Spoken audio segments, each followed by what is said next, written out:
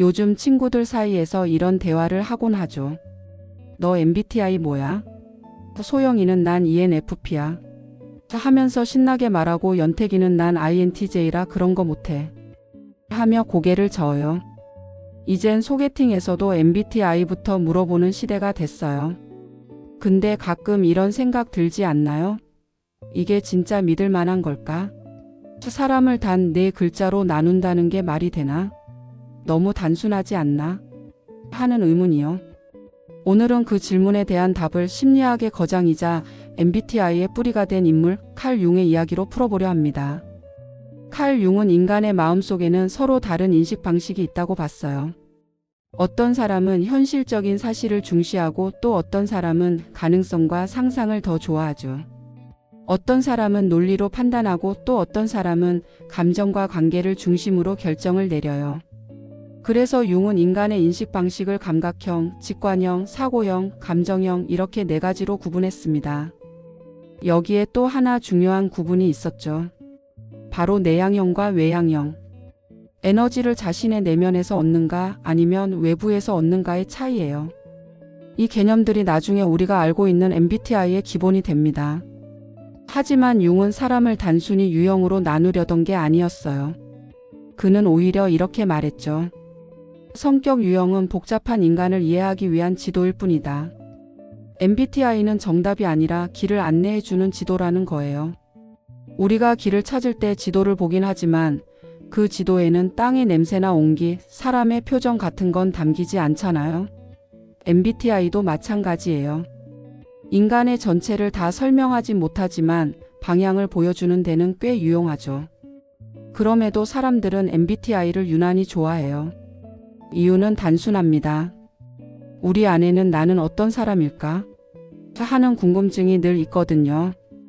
MBTI는 그 질문에 가장 쉽고 재미있는 방식으로 답을 줘요. 나는 외향형이라 사람을 만나면 힘이 나고 저 사람은 내향적이라 혼자 있을 때 충전되는구나. 이렇게 서로를 이해하게 해주니까요. 그래서 MBTI는 사람을 구분하는 틀이 아니라 서로를 이해하게 해주는 언어라고 볼 수 있어요. 문제는 이걸 꼬리표처럼 사용할 때 생겨요. 넌 F니까 감정적이야. 넌 T라서 너무 차가워. 이런 말 들어본 적 있죠? 이건 융이 원했던 심리학의 방향과 완전히 반대예요. 융은 인간의 성격을 고정된 틀로 보지 않았어요.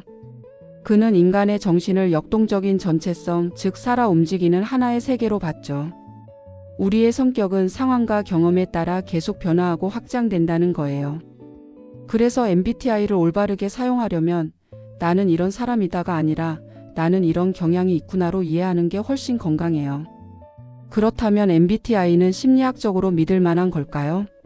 답은 부분적으로 그렇다입니다. MBTI는 융의 심리학적 이론을 토대로 만들어졌고 자기 자신을 이해하는 데는 확실히 도움이 돼요.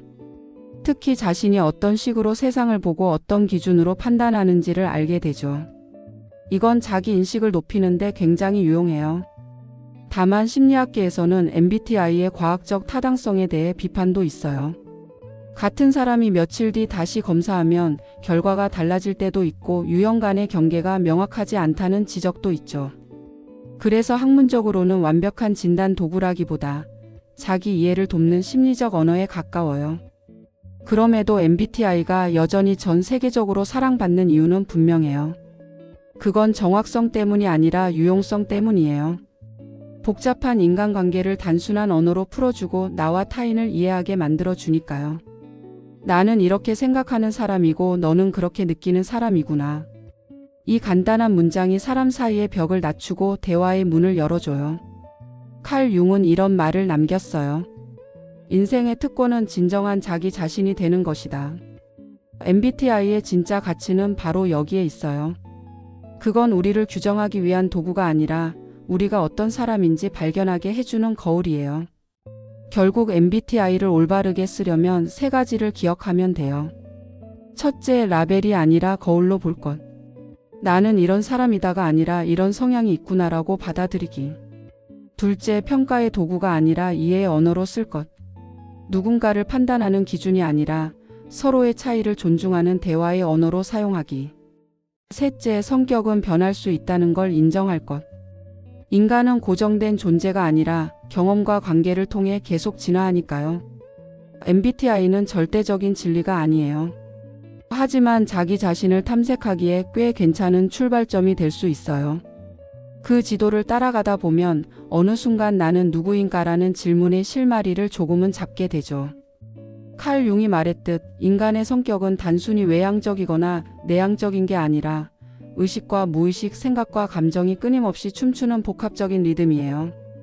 그래서 MBTI는 우리를 한 칸에 가두는 게 아니라 그 리듬을 더 잘 이해하도록 도와주는 도구라고 할 수 있어요.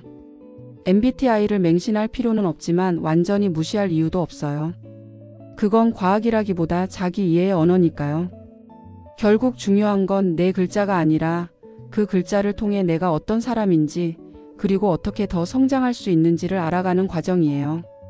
심리학은 우리를 규정하는 학문이 아니라 우리가 어떤 가능성을 품고 있는지를 보여주는 학문이에요. MBTI는 당신을 정해주는 게 아니라 당신을 탐색하게 만드는 도구입니다. 그리고 그 탐색의 끝에서 우리가 발견하게 되는 건 바로 진짜 나 자신이겠죠. 이 영상이 도움이 되셨다면 구독과 좋아요 부탁드릴게요. 감사합니다.